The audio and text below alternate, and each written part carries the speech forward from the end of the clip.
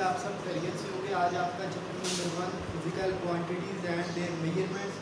Physical quantities हमारे पास, जैसा कि आपको पता है, बेस क्वांटिटीज़ और डिराइव क्वांटिटीज़ थी, और आपके पास थे वो जो हमारे पास फिजिकल क्वांटिटीज़ थी, मास एंड टाइम टेम्परेचर, हमने उनकी क्या करनी है, मेजरमेंट करनी है।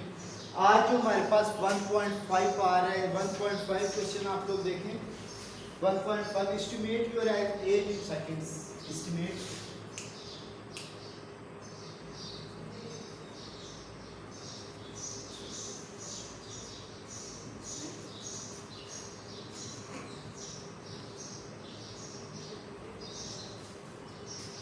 estimate your age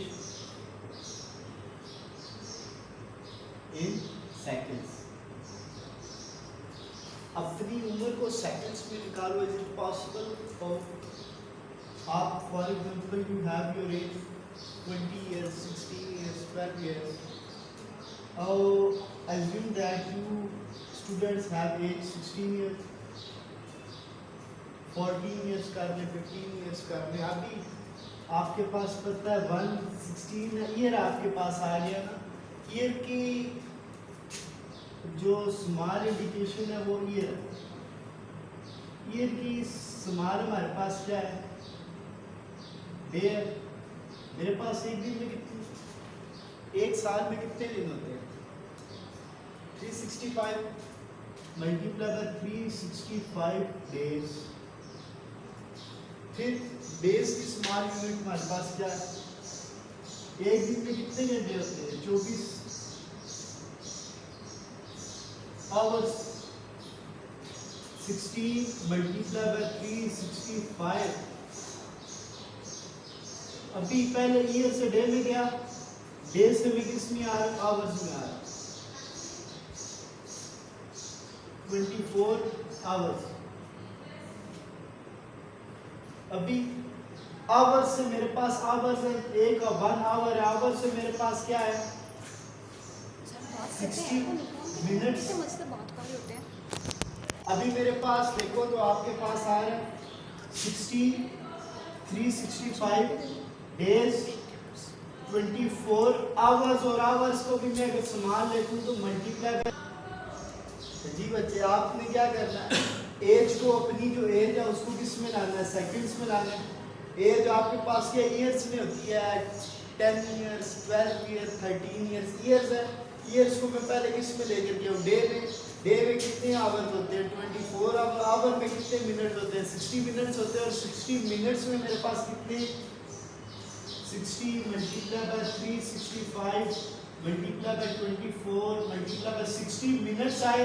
और मिनट के अंदर में मेरे पास क्या है? मल्टीप्लाई बाय 60 सेकंड्स तक उसने बात की है। उसने बात की है estimate your age in seconds. तो मेरे पास यहाँ पे जो आ गया वो क्या आ गया?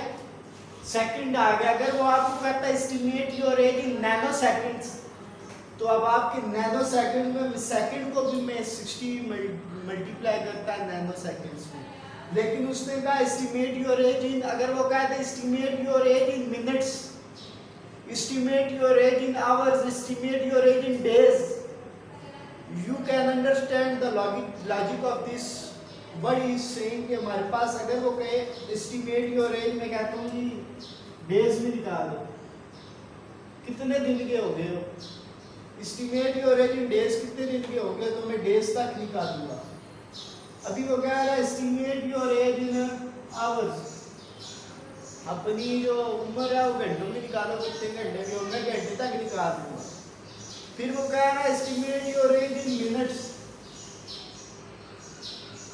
मैं मिनट्स में निकाल दूंगा। अगर वो कह रहा है estimate your age in minutes नहीं सेकंड्स में निकाल, तो मैं उसको सेकंड्स में निकालूंगा। कैलकुलेटर लो, 16 multiply by 365 multiply by 24 multiply by 60 multiply by 60, जो आंसर है वो आपके पास उतने सेकंड आप लोग जिंदा रह चुके हैं। For example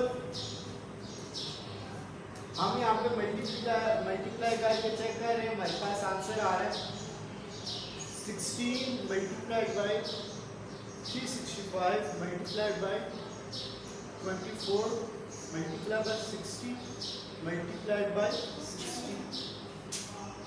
So I have arrived 504,576,000 seconds मैं इतने साल जिंदा रहा।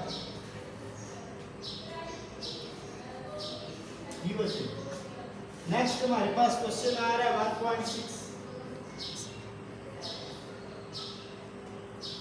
1.6 है मेरे पास। 1.6 को आप लोग देखोगे what role of SI units have played development in science। तो SI units यहाँ पर हमारे पास थी। SI units हमारे पास साइंटिफिक नोटेशन है एक हमारे पास, और सेकेंडरी से हमारे पास जो पिछला है हमारे पास SI units हमारे पास होते हैं कि SI units से आप क्या कहते हैं, रोल इनका क्या है।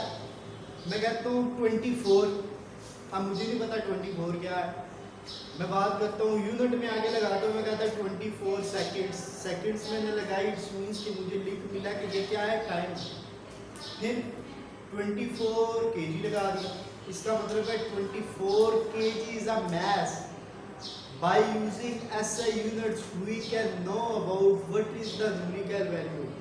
आप लोग पता लगा सकते हो कि आपके पास वो जो वैल्यू, वो जो नंबर दिया वो क्या चीज़ है।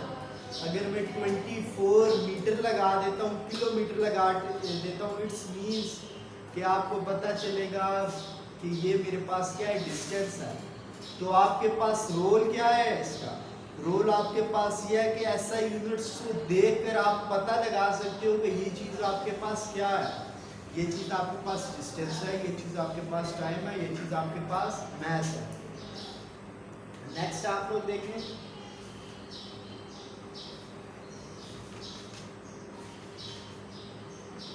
1.7 what is meant by vernier constant. Vernier constant जो लीस्ट काउंट था आपके पास, लीस्ट काउंट आपके पास जो आ रहा था 0.01 मीटर वर्नियर का, जो आपके पास है 10 divided by 1 millimetre divided by 10, उसको आपने किया था और हमारे पास 0.1 आ रहा था मीटर में। तो वो जो हमारे पास था उसको हम लीस्ट काउंट ले रहे थे, और लीस्ट काउंट को you can also called vernier constant. और 1.88 what you mean by understand zero error by measuring instruments. Zero error बेटा मेरे पास क्या था, zero of the main scale, zero of the vernier scale अगर कंसाइड कर रहे हैं एट अ पॉइंट तो हमारे पास no zero error, but zero of the vernier scale cross the zero of the main scale, then you call this negative, and then you when the zero of the main scale is behind the zero of main scale के zero से पीछे रह जाता है zero vernier का scale का। तो ये जो स्केल है, ये स्केल मेरे पास क्या है, पॉजिटिव जीरो एरर है। जीरो एरर्स मेरे पास तब थे जब मेरे पास zero of the main scale and zero of the vernier scale not coincide with each other. तो you can call this, it may be positive zero error, it may be negative zero error, but you know zero cross or zero not cross the main scale, then you have to know this is positive zero error, this is negative zero error। और इसी तरह 1.9 है, why is the use of zero error necessary in the measuring of instruments। हमारे पास zero errors का पता होना जरूरी क्यों है, और क्या नेसेसरी क्यों है। जरूरी इसलिए है कि हमारे पास जो बेटा जीरो एरर है उसकी वजह से तो हमें पता चलता है कि हमारे पास पॉजिटिव जीरो एरर है, तो इट्स मींस कि हमारे पास जो मेजरमेंट आ रही है उससे वो चीज़ सब्ट्रैक्ट करनी है।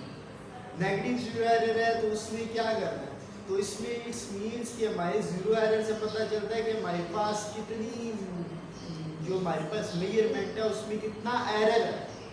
एरर तो आपको पता है ना कि गलत एक चीज़ है, आप किसी चीज़ के मेजरमेंट में डोर की मेजरमेंट लेता हूँ, मेरे पास स्केल में फॉल्ट आ रहा है, वैसे स्केल में होता तो नहीं है। मैं कहता हूँ 6 फुट हमारे पास डोर है तो 6.5 फुट को स्केल दे रहा है, इट्स मीन्स के 0.5 इज दी एरर।